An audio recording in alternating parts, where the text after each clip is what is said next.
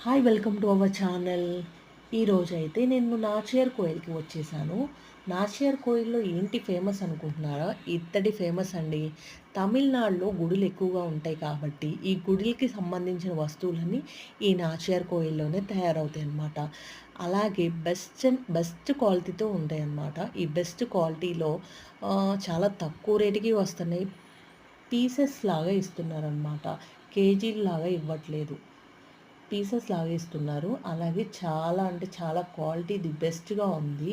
నేను మా అత్తగారు గిన్నెలు, ప్రమిదలు ఇలాంటివన్నీ తీసేసుకున్నామనమాట.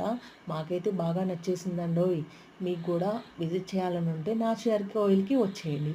Please subscribe my channel.